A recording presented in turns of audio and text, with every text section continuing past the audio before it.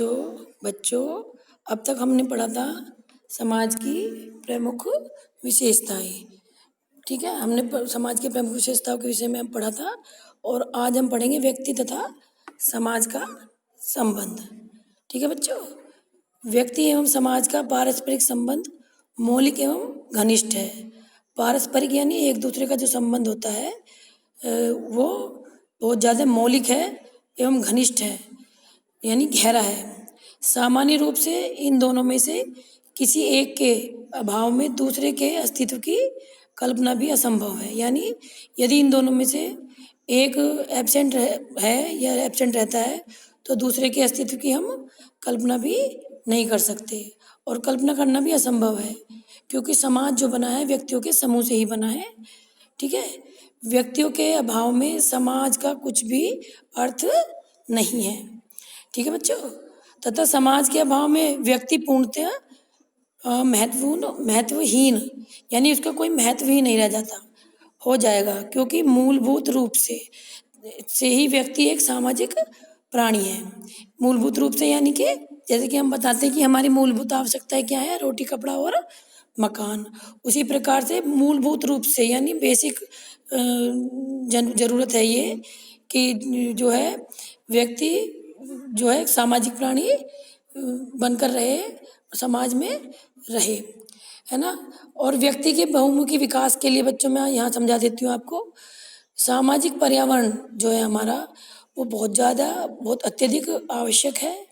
ठीक है, और इसके साथ ही समाज के गठन एवं व्यवस्था के लिए, ठीक है, जैसे समाज का गठन होता है और एक मैनेजमेंट होता है समाज में, उसके लिए भी विभिन्न व्यक्तियों का पारस्परिक जो है संबंध और पारस्परिक सहयोग भी जो है बहुत ज़रूरी है। इन्हीं बातों से हम समझ सकते हैं कि व्यक्ति एवं समाज दोनों घनिष्ठ रूप से संबंधित है या संबद्ध है। ठीक है, और प्रोफेसर जिसबर्ट के शब्दों में हम यहाँ समझ सकते हैं, ठीक है, कि मनुष्य में न केवल सामाजिक जीवन की योग्यता है, यानी ये योग्यता मनुष्य में प्रारंभ से ही है, बल्कि यह उसकी एक आंतरिक आवश्यकता भी है। यह एक स्वयं सिद्ध तथ्य है, यानी कि मनुष्य में न केवल सामाजिक जीवन की योग्यता बल्कि उसमें जो आंतरिक इंटरनल जो नीडेड है या आवश्यकता है उसका लिए भी हमें समाज की आवश्यकता होती है, क्योंकि समाज के द्वारा ही व्यक्ति का बहुमुखी विकास होता है। जो डेवलपमेंट हम बोलते हैं वो जो है समाज के द्वारा ही हो सकता है, कंप्लीट डेवलपमेंट। ओके बच्चों, नेक्स्ट हम लेते हैं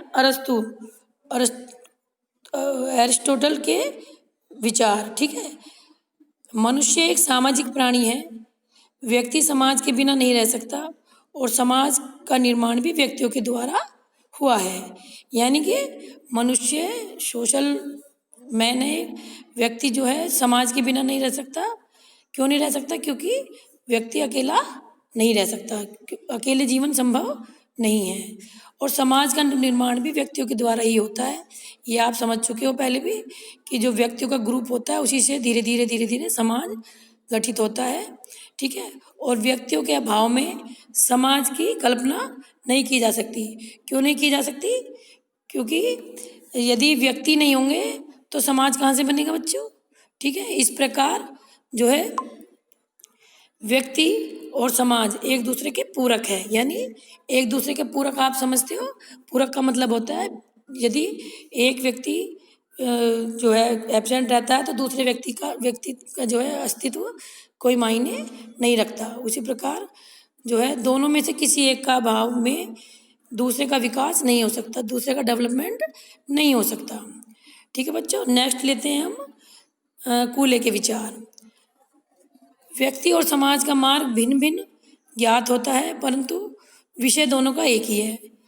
ठीक है, ये बात आपको समझा रही हूँ मैं। आप व्यक्ति और समाज का जो मार्ग है, जो रास्ता है, वो डिफरेंट हो सकता है या हमें डिफरेंट लग सकता है, बट जो विषय है, जो सब्जेक्ट है दोनों का, वो एक ही है। व्यक्ति और समाज पर विचार करते समय हम दो भिन्न भिन्न दृष्टिकोणों से चिंतन करते हैं, यानी कि जो हम चिंतन करते हैं, जो हम किसी चीज़ पर मंथन करते हैं, वो चिंतन जो है चिंतन का जो दृष्टिकोण है वो चेंज डिफरेंट हो सकता है, लेकिन जो टॉपिक है, जो विषय है, वो एक ही रहता है। ठीक है बच्चों, ये आप अच्छी तरह से समझ गए होंगे। ठीक है, थैंक यू।